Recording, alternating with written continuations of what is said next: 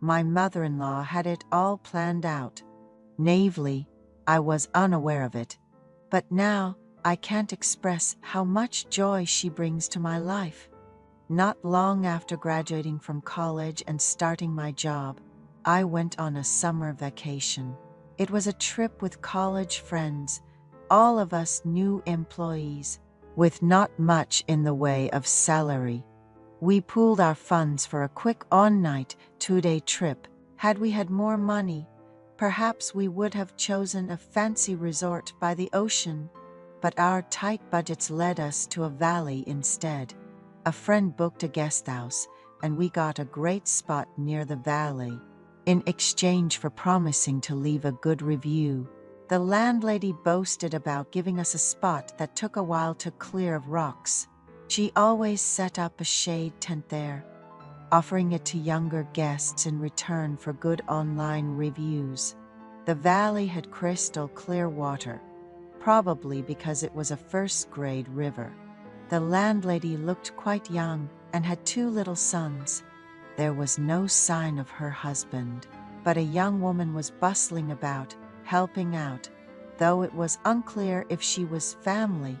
This woman, who ran a small shop attached to the guest house and looked after the boys, seemed to have a close relationship with the landlady, while my friends and I were enjoying the water and grilling meat.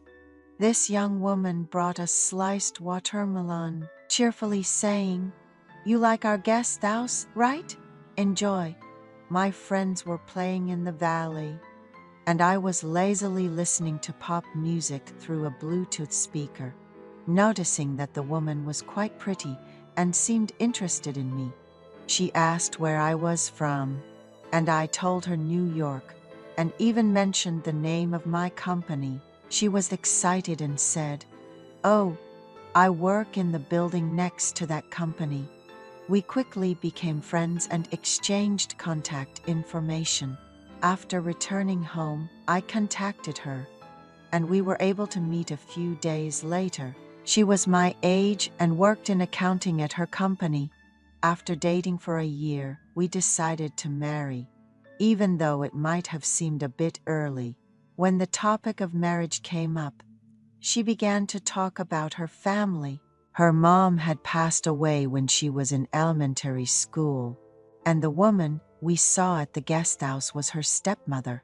They only ran the guest house during the summer season and lived together in New York the rest of the time. Her dad had remarried not long after her mom passed away.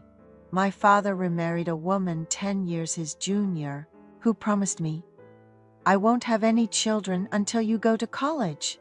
I want to focus solely on you." She treated me incredibly well and true to her word.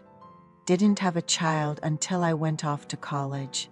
But tragically, my father passed away in an accident when the youngest sibling was about 100 days old. My stepmother found herself in a dire situation, unable to decide what to do next. I told her, "You can leave if you want, but I'd really like it if you stayed." She was deeply depressed for a while, but eventually decided to run the guest house. Her parents had owned, believing it would be a good education for her young sons. Despite the competition from resorts, pensions, and hotels, the guest house didn't earn much. But she made a little by charging for short visits and selling snacks like ramen, eggs, and cookies. During a company vacation, I went to help my stepmother and met her. She said it was love at first sight when she saw me resting under a canopy tent, and she approached me with a watermelon. Having lost her mother at a young age and then her father, she made me want to protect her for the rest of our lives. So I proposed first. Our marriage went smoothly. We got a house near my work, and life was busy. My mother-in-law, who has always been an excellent cook, would invite us over for meals on the weekends, leading me to gain some weight. Despite never having run a restaurant, I felt she could be quite successful if she tried. She was hardworking and, despite being a young widow, seemed to be doing well. So I always made sure to leave her with some money when we visited. My wife went on a business trip to Europe, visiting Germany, Austria, the Czech Republic, and Hungary for 10 days. After she left, my mother-in-law called, suggesting we go out for a meal. I've always been close to her, so I was happy to accept the invitation. My brothers-in-law were going camping for the weekend, so we planned to meet for a meal then. The next morning, my mother-in-law called to say she had sent the kids off and would be free the following evening. I went over to her house and we headed to a restaurant known for its course meals, located near a beautiful stream. We enjoyed a leisurely meal, chatting about various things. After lunch, I asked my mother-in-law, "What do you want to do now? Visit a gallery or maybe grab a coffee?" To my surprise, she shyly replied, "I'd like to spend today in a quiet place." Hearing such words from a woman who had been widowed for years made me feel deeply for her. I was in the bliss of newlywed life, but I realized the loneliness she must feel as a woman. I decided to honor her wish, and she was thrilled. "I've been so scared being alone all this time. Let's go to my house today," she said, taking my hand. Wanting to repay the kindness she showed in raising my wife with love, I followed her lead.